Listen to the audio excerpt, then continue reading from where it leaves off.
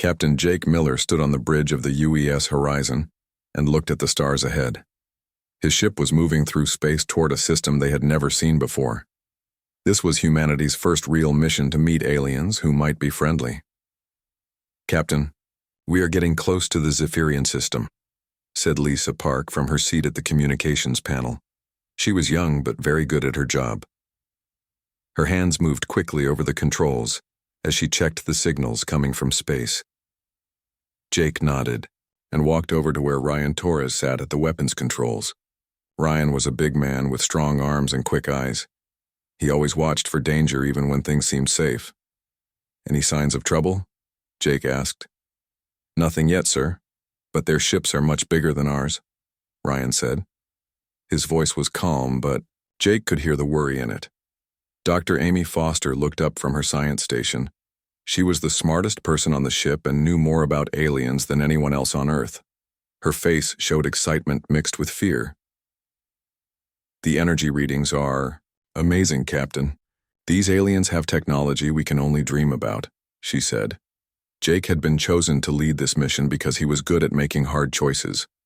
Earth's leaders trusted him to make first contact with aliens who could either be friends or enemies. The future of humanity might depend on what happened in the next few days. "All crew, prepare for first contact," Jake announced over the ship's speakers. "Remember, we represent all of humanity today."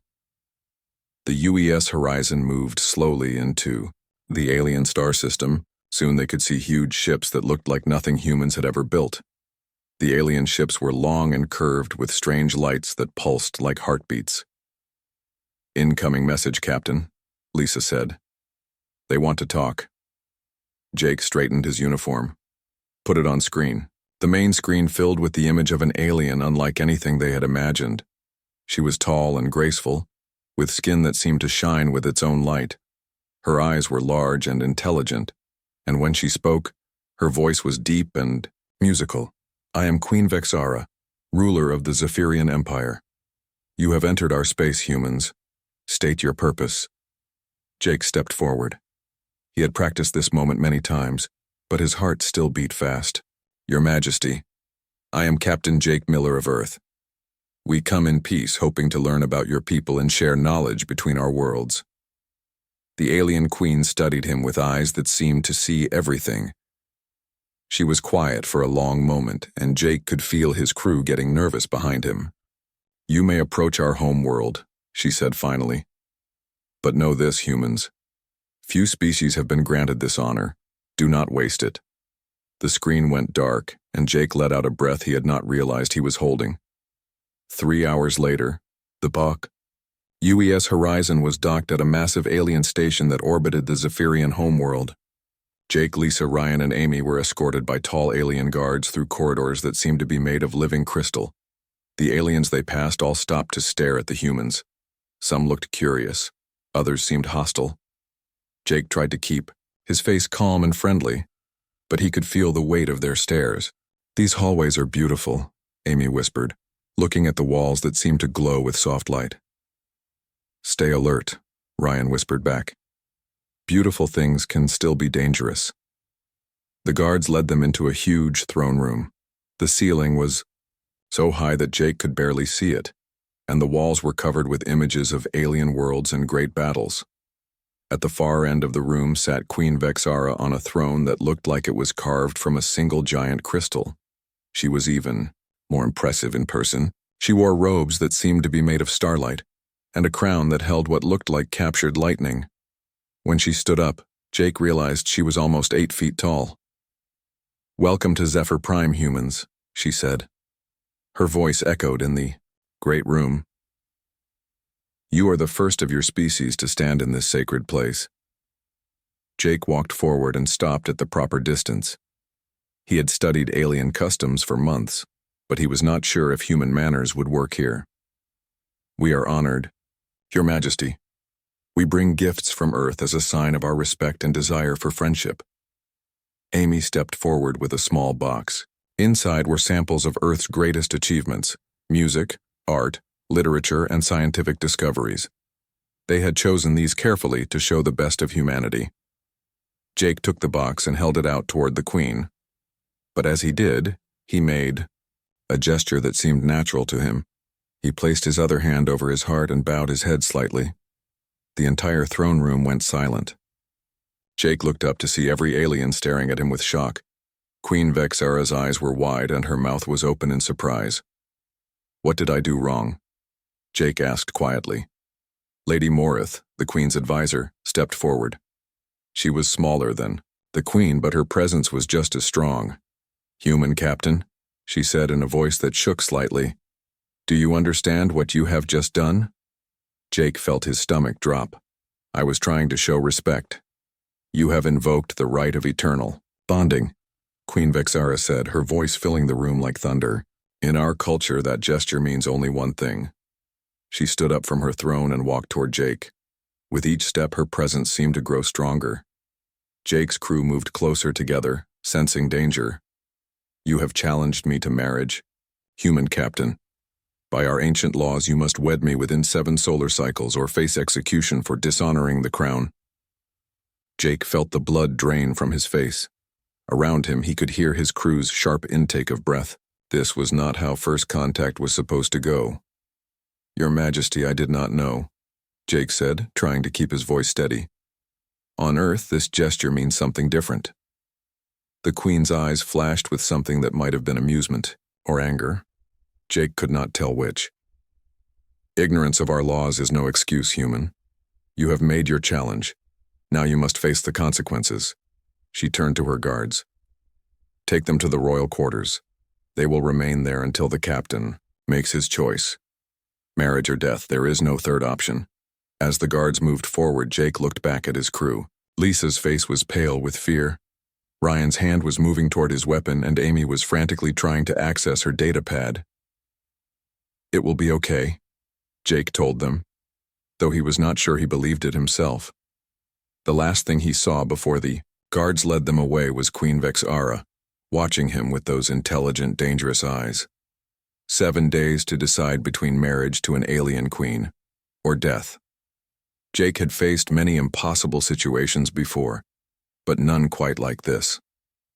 As they walked through the crystal corridors toward their fate, Jake wondered if humanity's first contact with aliens would also be its last. The royal quarters were more like a prison than a palace. The rooms were beautiful, with walls that glowed softly and furniture that seemed to float in the air, but Jake and his crew could not leave. Alien guards stood outside their door, watching everything they did. Jake sat at a crystal table and tried to think. 6 days left to make an impossible choice. Marriage to an alien queen he had just met, or death. Neither option seemed real to him yet. "Captain, I have been working on the translation software," Amy said. She had her data pad connected to several alien devices the guards had allowed her to keep. "I think I can decode some of their ancient law books." Lisa was sitting by the window, looking out at the alien city below. The buildings were tall and curved, reaching up toward the sky like living things. Flying vehicles moved between them in patterns that seemed random, but must have made sense to the aliens. "This is all my fault," Lisa said quietly. "I should have learned more about their customs before we came here." "None of us knew," Jake replied. "We did the best we could with the information we had." Ryan was pacing back and forth like a caged animal. He kept looking toward the door where the guards waited. "We could try to fight our way out," he said. "Maybe reach the ship." "With what?" Jake asked. "They took our weapons, and even if we had them, we are outnumbered 1,000 to 1. Amy looked up from her work. "I found something interesting in their history files. The right of eternal bonding has only been invoked 7 times in the past 500 years. And Captain, all 7 times the alien species chose execution rather than marriage. What happened to their homeworlds?" Jake asked, though he was afraid of the answer. "Conquered within 10 years. The Zephyrian Empire absorbed them completely." The room fell silent. Jake felt the weight of responsibility settling on his shoulders. This was not just about his life anymore. If he chose wrong, Earth itself might be in danger. A soft sound came from the door and one of the guards entered. He was shorter than Queen Vexara, but still taller than any human. His skin had the same soft glow, and his eyes were golden like liquid metal. "The Queen requests to speak with Captain Miller alone," the guard said. His voice was deep but not unfriendly. Jake looked at his crew. "Stay here and keep working on those law books," he told Amy. "If anyone can find a way out of this, it's you." The guard led Jake through corridors he had not seen before. These were smaller and more private than the great halls of the throne room. The walls here showed images of alien families and peaceful scenes from their home world. They stopped at a door that opened silently, revealing a garden unlike anything Jake had ever seen. Plants with leaves of every color grew in patterns that seemed to create music when the wind moved through them.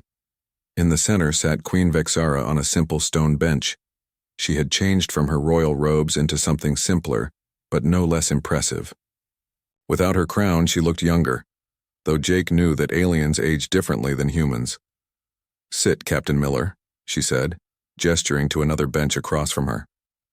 Jake sat down carefully. Up close, he could see that her skin did indeed glow with its own light, but softly, like moonlight on water. "You are afraid," she said. It was not a question. "Yes," Jake replied honestly. "I am afraid for my crew and my people." "Good. Fear shows wisdom. Tell me about your world, Captain. What is Earth like?"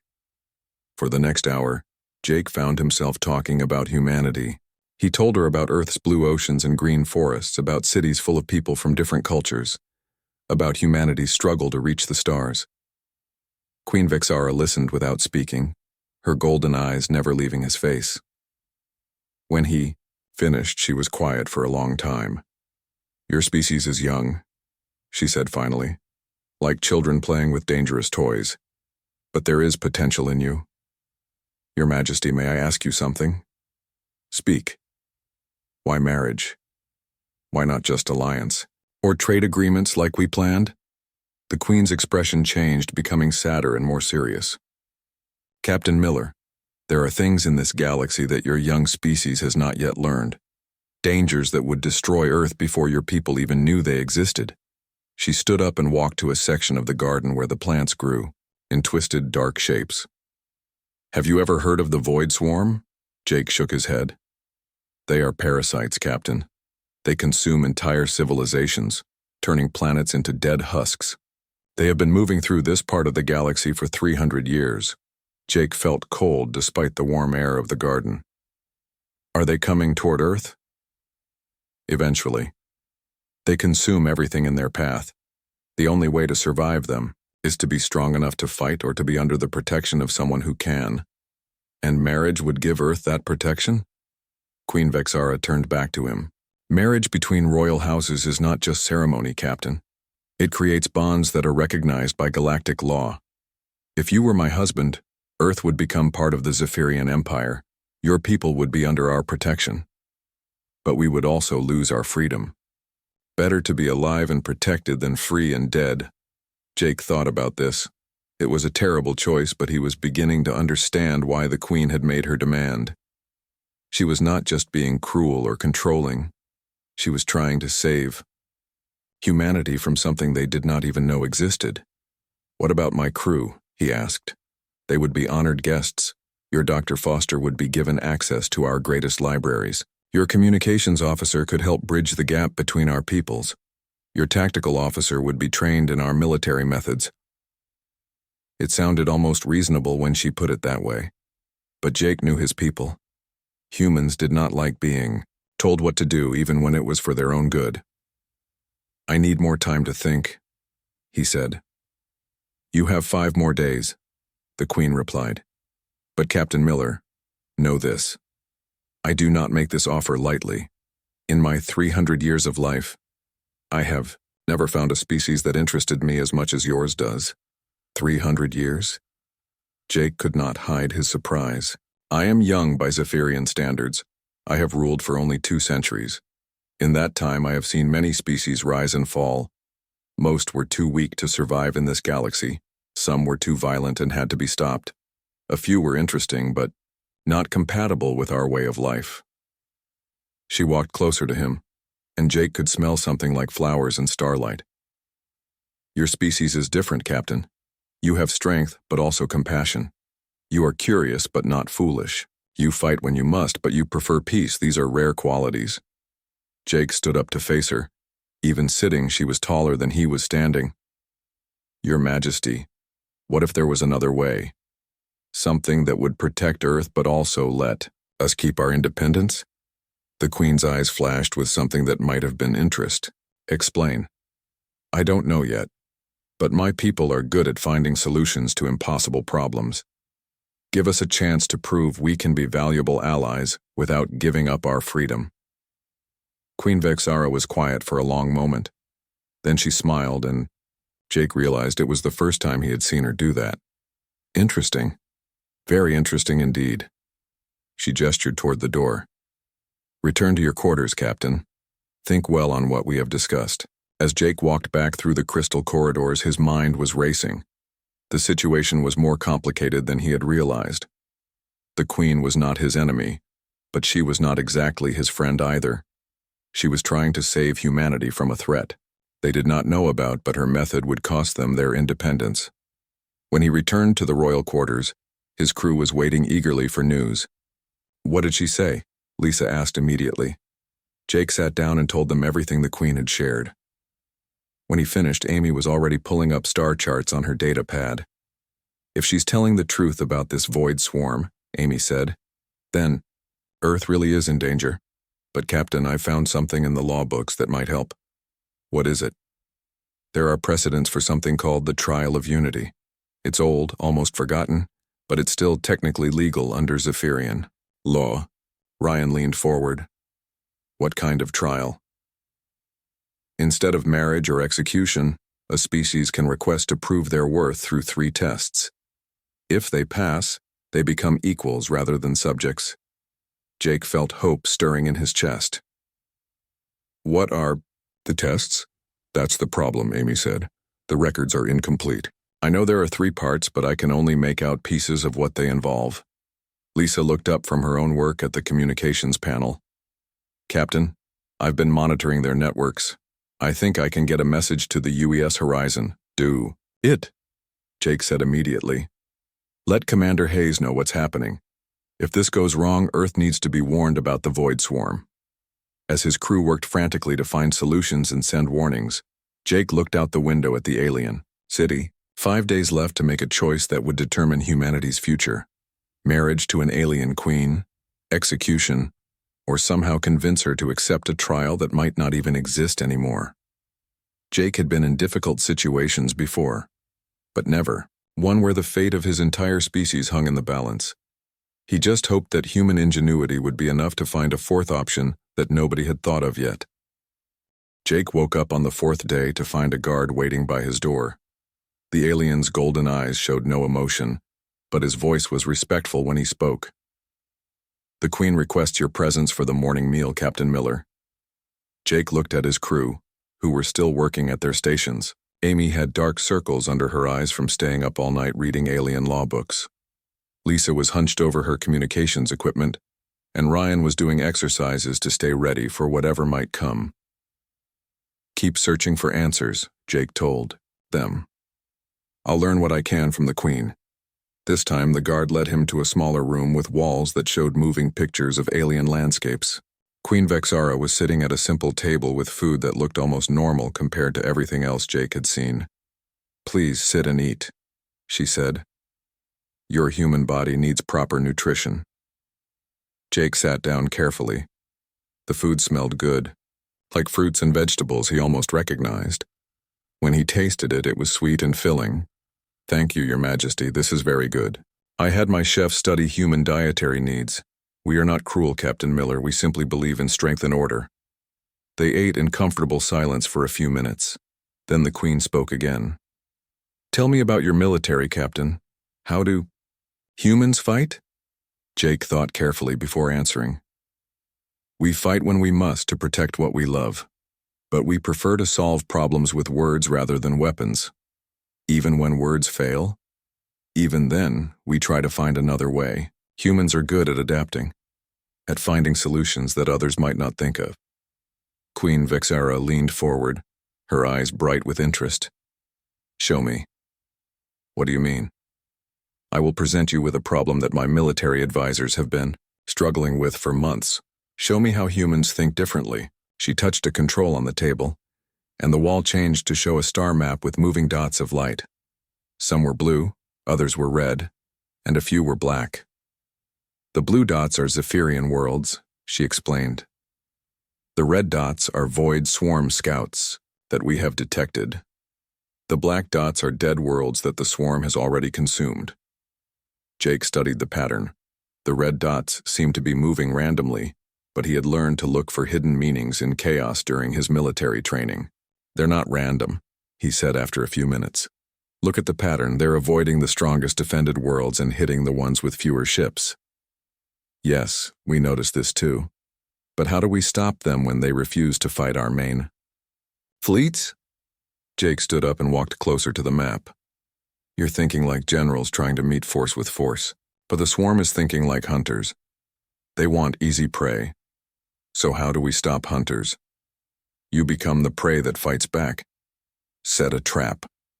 Jake touched the map, highlighting a system that was lightly defended but in a strategic position. Make this world look weak and tempting. When they attack, you have your real fleet waiting in hiding. Queen Vexera was quiet for a long moment, studying the map. Then she smiled. The second time Jake had seen her do that. Elegant. Simple. Why did my advisors not think of this? Because they're not human. We've had to be clever to survive.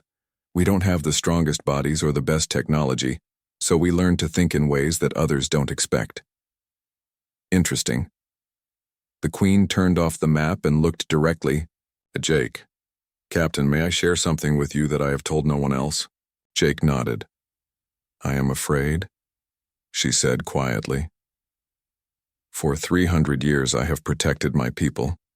I have made hard choices and won difficult battles. But the Void Swarm is unlike anything we have faced before. She stood up and walked to the window that looked out over her city.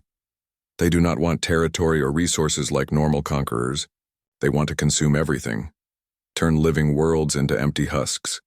My people look to me for protection, but I am not sure I can give it to them. Jake felt a moment of sympathy for the alien queen. The weight of leadership was something he understood, even if his responsibilities were much smaller than hers. Your Majesty, why do you think humans can help? Because you see things differently.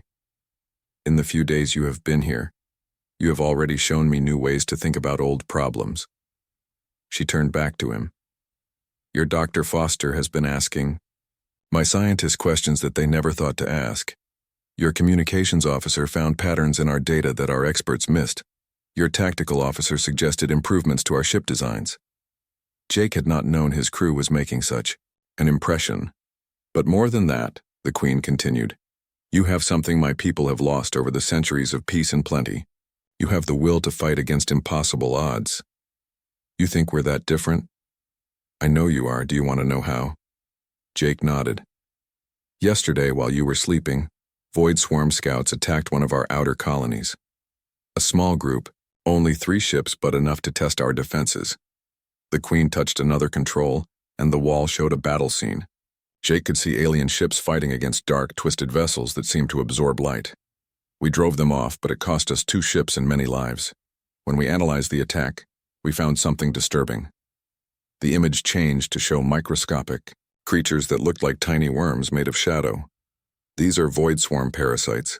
They try to infect other species, taking control of their minds and bodies. We have medicines that protect us, but the treatment is painful and must be renewed often. Jake stared at the creatures. They looked like nightmares made real. But Captain, when we tested your blood samples, taken for medical reasons when you arrived, we discovered something remarkable. What? The parasites cannot survive in human blood. Your biology is naturally resistant to their infection. Jake felt his mouth drop open. Are you sure? Completely. We tested it many times.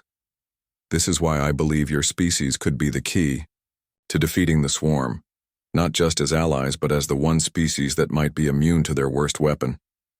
The room was quiet as Jake processed this information.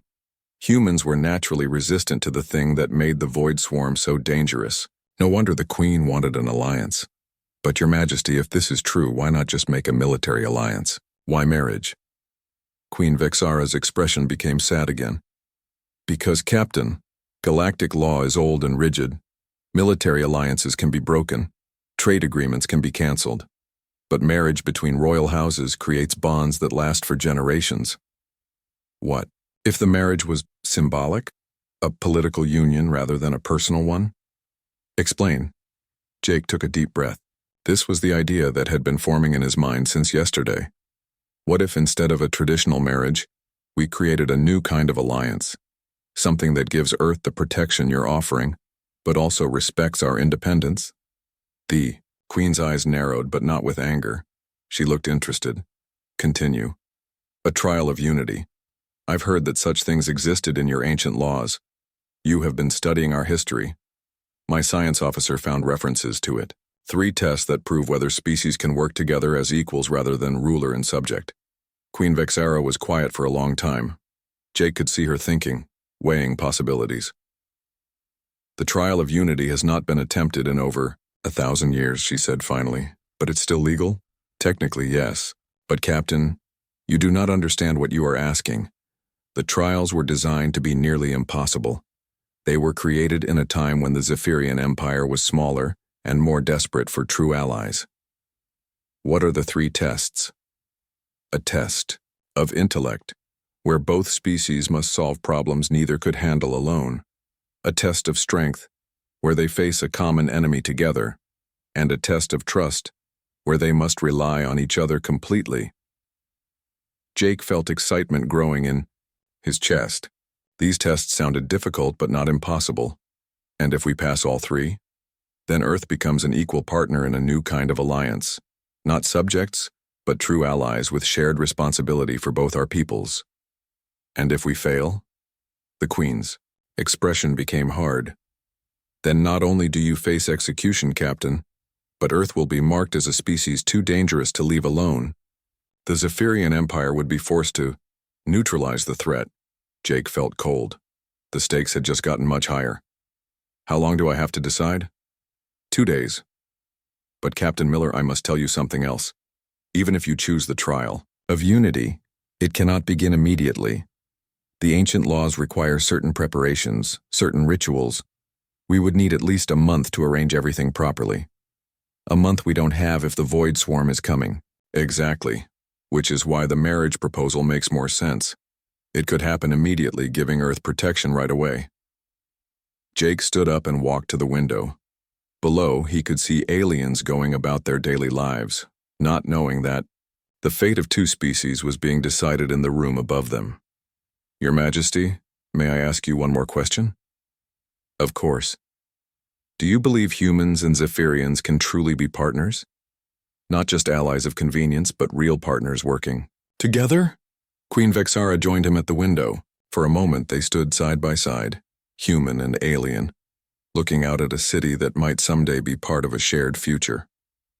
Captain Miller, in all my years of rule, you are the first being who has made me question my assumptions. The first to show me new ways of thinking about old problems. If any species could be true partners with mine, I believe it would be humanity. Jake made his decision. Then I request the trial of unity. The High Council chamber was unlike anything Jake had ever seen. The room was perfectly round, with seats carved from what looked like crystallized starlight arranged in circles that rose toward a domed ceiling. 12 Zephyrian nobles sat in those seats, their glowing skin creating patterns of light in the dim room. Queen Vexara sat on a simple throne at the center, looking smaller than usual, surrounded by the ancient chamber's vastness. Jake stood before them all, feeling the weight of their stares like physical pressure.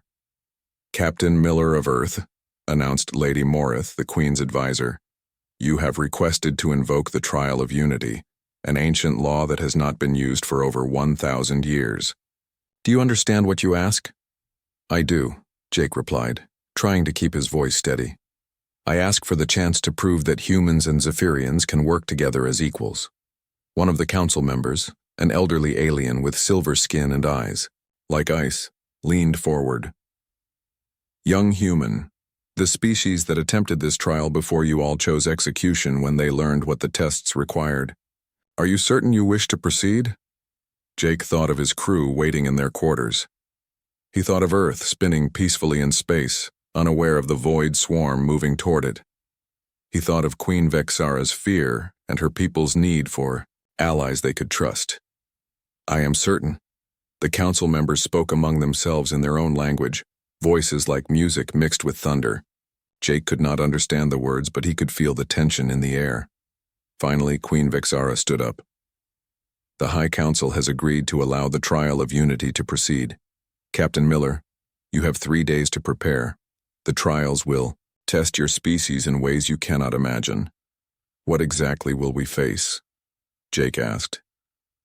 Lady Morith stepped forward with a crystal tablet that glowed with ancient symbols. The test of intellect requires your species and ours to solve the puzzle of infinite paths. It is a mathematical problem that has challenged our greatest minds for generations. Jake nodded. Amy would be essential for that test. The test of strength, continued another council member, requires facing a common enemy together in actual combat. You will fight alongside Zephyrian warriors against real threats. Ryan would be needed there, Jake thought. And the test of trust, said Queen Vexara, her voice carrying a strange sadness, requires perfect cooperation between you and me, Captain. We must pilot an ancient weapon together, our minds linked, our actions perfectly synchronized. If we fail to work as one, we both die. The chamber fell silent. Jake felt his heart beating fast, but he kept his expression calm. I accept these terms. Very well, said the silver-skinned elder. But Captain Miller, understand this. These trials were designed during our darkest hour, when we faced an enemy that nearly destroyed us. They are not games or symbolic tests. They are real, dangerous, and meant to prove that two species can truly unite when all hope seems lost. As Jake was escorted from the chamber, he heard Queen Vexara call out behind him. Captain, the preparations will take 3 days. Use that time wisely. Back in their quarters, Jake's crew listened with growing excitement and fear as he explained what would happen. A mathematical puzzle that their greatest minds can't solve, Amy said, her eyes bright with the challenge. Captain, this is exactly the kind of problem humans are good at. We approach math differently than most species. What about the combat test? Ryan asked. Fighting alongside aliens we've never trained with? We'll have to learn fast, Jake replied. But humans are adaptable. That's our strength. Lisa looked up from her communication station. Captain, I finally got a clear signal through to the UES horizon. Commander Hayes is worried sick, but he's following orders to stay at the edge of the system. Good. Send him a message. Tell him about the trials and the void swarm threat. If we fail, Earth needs to be warned. Over the next 3 days, Jake and his crew prepared in ways they had never imagined. Zephyrian scientists came to work with Amy on understanding the puzzle of infinite paths. She spent hours studying their mathematical concepts, teaching them human approaches to problem solving. Captain, their math is beautiful but rigid, she explained one evening. They think in perfect patterns and absolute rules, but sometimes the best solutions come from breaking rules in creative ways. Ryan trained with Zephyrian warriors, learning to fight with energy weapons and coordinate with aliens who moved and thought differently than humans. At first it was awkward and frustrating. They're stronger and faster than us, he told Jake after the first day. But they're also predictable. They follow training patterns exactly. Humans are more chaotic in combat, which might actually help. Jake spent his time with Queen Vexara, learning about the ancient weapon they would have to pilot together. It was called the Unity Engine, a device that required two minds working in perfect harmony to function. It was built by the first Zephyrian Empire and their partner species, the Queen explained, as they stood before a massive crystalline structure in the palace's deepest chamber. Two consciousness must merge temporarily to control its power. What happened to the partner species? Jake asked. The Queen's expression became sad. They died out naturally over time, but their sacrifice helped save both our peoples from extinction. On the morning of the trials, Jake stood with his crew in the royal quarters, looking out at the alien city. Today would determine everything. "Are you ready?" he asked them. "As ready as we can be," Amy replied. "Let's show them what humans can, too," Ryan added. Lisa squeezed Jake's shoulder. "Whatever happens, Captain, we're proud to serve with you." The test of intellect took place in a vast laboratory filled with floating holographic displays. The puzzle of infinite paths appeared as a three-dimensional maze of light and mathematics that seemed to twist through dimensions Jake could barely comprehend. Amy worked alongside Dr. Kexton, the Zephyrian's greatest mathematician. For hours, they struggled with equations that seemed to have no solution, paths that led nowhere, and patterns that made no sense. "It's impossible," Dr. Kexton finally said, his glowing skin dim with exhaustion. "Every approach leads to contradictions." Amy stared at the puzzle, her human mind working in ways the alien could not follow. Suddenly, her face lit up. "That's it. It's not meant to be solved logically." "Look, Dr. Kexton, what if the contradictions are the answer?" She began working with the holographic display, not trying to resolve the contradictions but embracing them. Human intuition combined with Zephyrian precision, chaos working with order. The puzzle suddenly collapsed into a simple, elegant solution that made both species gasp with understanding. "Remarkable," whispered Dr. Kexton. "You solved it by accepting what we thought was impossible." The test of strength came sooner than expected. Before the first test was even finished, alarms began sounding throughout the palace. Void Swarm scouts had been detected approaching a nearby Zephyrian outpost. "Perfect timing," Queen Vixara said grimly as she arrived in the laboratory still wearing her formal robes. "The second test begins now." Within an hour, Jake and Ryan found themselves aboard a Zephyrian warship, flying toward battle alongside alien warriors they barely knew. The ship was sleek and fast, its weapons more powerful than anything humans had built. "Stay close to us, humans," said Commander Zareth, the ship's captain. "These are real Void Swarm vessels, not training simulations." When they reached the battle zone, Jake saw the enemy for the first time. The Void Swarm ships were dark and twisted, like metal that had been infected with some terrible disease. They moved in patterns that seemed almost alive, predatory and hungry. "They're trying to land parasites on the outpost," Commander Zareth explained. "If even one gets through, the entire colony will be infected." The battle was unlike anything Jake had experienced. The Zephyrian ships fought with precise formations and overwhelming firepower, but the Void Swarm vessels were clever and adaptive. "They're learning our patterns," Ryan observed from the weapons station where he had been placed. "Captain, they're not just mindless predators, they're intelligent." Jake watched the battle unfold and saw what Ryan meant. The enemy ships were avoiding the Zephyrians' strongest attacks and targeting their weakest points. "Commander," Jake called out, "let us try something. Humans fight differently than your people do." "What do you propose?" "Chaos. Instead of perfect formations, let us create unpredictable patterns that they can't adapt to." Commander Zareth was hesitant, but Queen Vexara, who had joined the battle in her own ship, gave permission over the communication system. What followed was a dance of controlled chaos. Human unpredictability combined with Zephyrian power and precision.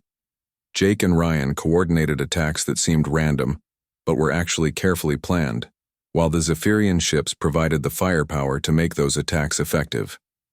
The Void Swarm ships, programmed to adapt to logical patterns, could not cope with the creative chaos of human tactics. One by one, they were destroyed or driven off. "Extraordinary," Commander Zareth said as they watched the last enemy ship retreat. "You fight like no species I have ever seen." When they returned to the homeworld, the High Council was waiting.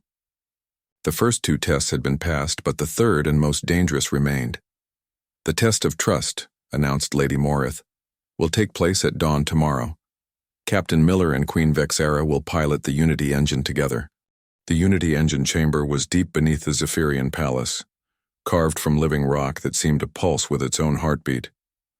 The device itself looked like two thrones made of crystal and metal, connected by streams of energy that danced between them like captured lightning. Jake stood beside Queen Vexara as technicians made final preparations. Through the chamber's viewing portal, he could see the massive Void Swarm mothership on the long-range displays, a dark thing the size of a small moon, moving slowly but steadily toward Zephyrian space. "Captain," said Dr. Kexton, who had been working with Amy to understand the engine systems, "the Unity engine requires complete mental synchronization between its two pilots. You and the Queen must think and act as one consciousness." "What does that feel like?" Jake asked. Queen Vexara answered, her voice quieter than usual. "Like losing yourself and finding something greater at the same time. I have never attempted this with an alien mind, Captain. I do not know what will happen when human and Zephyrian consciousness merge." Amy approached with her datapad full of readings and calculations. "Captain, I've been studying the engine's energy patterns. It's not just a weapon, it's something much more complex. The power source seems to be the connection between the two pilots themselves." "What do you mean?" Jake asked. "The stronger the trust and understanding between the pilots, the more powerful the weapon becomes. That's why it was called the Unity engine. It literally runs on unity between species." Ryan came over from where he had been studying the tactical displays. "Captain, the mothership has escort vessels. Even if the Unity engine works, we'll still have to fight our way through them." "The Zephyrian fleet will handle the escorts," Queen Vexara said. "Our job is to destroy the mothership itself before it can release its parasites." Lady Morith approached with what looked like two helmets made of the same crystal as the thrones. "These will help link your minds to the engine. Once you put them on and begin the synchronization, you cannot stop until the mission is complete. If you try to disconnect while the engine is active, both of you will die." Jake took one of the helmets and looked at it. It was lighter than it appeared and warm to the touch. "Are you ready, Captain Miller?" Queen Vexara asked as she took her position in one of the crystal thrones. Jake sat in the other throne, feeling the strange material adjust to his human body. "As ready as I'll ever be." They put on the helmet simultaneously. Immediately, Jake felt something impossible happening. His mind was no longer entirely his own. He could feel Queen Vexara's thoughts, her memories, her emotions flowing into his consciousness like water mixing with water. He saw her childhood on a world of crystal spires and floating gardens. He felt her loneliness after centuries of rule, the weight of responsibility for billions of lives. He experienced her fear of the Void Swarm, and her desperate hope that humanity might be the key to survival. And through their connection, he felt her experiencing his memories in return. His childhood on Earth, his training as a space pilot, his love for humanity and his determination to protect his crew. She felt his wonder at the stars and his dream of finding friends among them. "This is remarkable." Queen Vexara's voice seemed to come from inside his own mind. "Your species thinks so differently, Captain. So much chaos, but somehow it creates beauty." "Your people's minds are like music," Jake replied, not sure if he was speaking aloud or just thinking. "Ordered and harmonious, but with depths I never imagined." Around them, the Unity engine began to glow. Energy flowed through the crystal and metal, responding to the connection between human and alien consciousness. "Synchronization at 60%, announced Dr. Kexton from the control room. "You need to reach at least 90% to activate the weapon." Jake felt resistance in his mind, not from Queen Vexara, but from himself. Part of him was afraid to let go completely, afraid to trust so completely that their minds became one. "Captain," the Queen's mental voice was gentle, "I feel your fear. You are afraid of losing yourself. Aren't you?" "Yes. But Captain, look deeper. Feel what we are creating together." Jake let his mental barriers drop further. Immediately, he felt something incredible. Their combined consciousness was more than the sum of its parts. Human creativity mixed with Zephyrian wisdom. Chaotic intuition balanced by ordered logic. Two species becoming something new and wonderful. "Synchronization at 85%, called Dr. Kexton. Through the viewing portal, Jake could see The Void Swarm mothership getting closer. Dark tendrils were extending from its surface. Preparation for releasing the parasites that would consume entire worlds. We need more, Queen Vexera said. The weapon requires perfect unity. Jake thought about everything that had led to this moment. The misunderstanding that had started it all. The fear and suspicion on both sides. The gradual recognition that they needed each other. Your Majesty, he said, what if we stopped trying to maintain our separate identities and just let go? That is dangerous, Captain. We might lose ourselves completely. Or we might find something better. Through their mental connection, Jake felt the Queen's decision. Trust. Complete. Absolute trust. They let go together. For a moment that felt like eternity, Jake Miller ceased to exist as a separate being. Queen Vexera dissolved into the same, shared consciousness. They became something new. Not human, not Zephyrian, but a perfect blend of both species' strengths. Synchronization at 100%. Dr. Kexton's voice seemed to come from very far away. The Unity engine erupted, with power that shook the entire planet. Energy beyond anything either species had ever created flowed through the connected minds and into the weapon systems. Through sensors that were now part of their shared consciousness, they felt the Zephyrian fleet engaging the escort vessels around the mothership. The battle was fierce, but the aliens were holding their own. Now, they said together, their voice no longer entirely human or entirely Zephyrian. The Unity engine fired. A beam of pure energy, brighter than a star, reached across space in an instant. It struck the Void Swarm mothership and penetrated its dark hull like a knife through shadow. For a moment, nothing happened. Then the mothership began to glow from within, its dark surface cracking and breaking apart as the Unity engine's power tore it apart from the inside. The massive vessel exploded in a flash of light that could be seen from a dozen star systems. The Void Swarm escort vessels, cut off from their mothership's control, began to flee back into deep space. Target destroyed, announced Commander Zareth over the communication system. The mothership is completely gone. In the Unity engine chamber, Jake and Queen Vexera slowly separated their consciousness, each returning to their individual minds. The process was like being born again, confusing, disorienting, but somehow wonderful. We did it, Jake said, his voice hoarse with exhaustion. No, Queen Vexera replied, her golden eyes bright with tears of joy. We became something greater than either of us could be alone. Dr. Kexton and the other technicians were cheering in the control room. Through the chamber's speakers, they could hear celebrations throughout the palace as news of the victory spread. Lady Morith entered the chamber with the High Council following behind her. The elderly council member with silver skin approached Jake and bowed. The first time Jake had seen a Zephyrian bow to a human. Captain Miller of Earth, the elder said formally, you have passed the trial of unity. Your species has proven that. They can stand as equals beside the Zephyrian Empire. Queen Vexera stood up from her crystal throne, looking somehow different than before. The experience of sharing consciousness had changed her as much as it had changed Jake. The alliance between our peoples is sealed, she announced, but not as ruler and subject, as partners facing the galaxy together.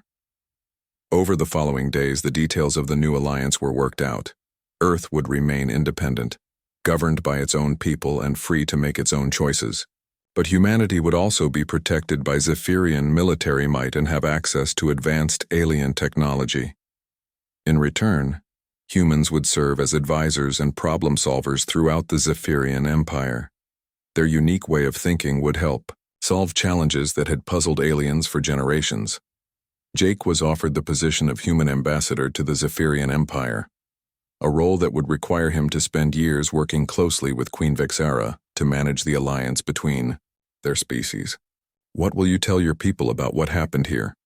The Queen asked as they stood together in her garden, watching the sunset paint the alien sky in colors that had no names in human language. The truth, Jake replied, that we found allies among the stars, that sometimes the best solutions come from working together instead of trying to solve everything alone. And what will you tell them about me? Jake looked at the alien queen. No longer a threatening figure, but someone he had shared consciousness with. Someone he trusted completely. That you're someone who puts the welfare of others before your own comfort. Someone who makes hard choices, because they're the right choices. Someone who proved that very different species can find common ground. Queen Vexara smiled.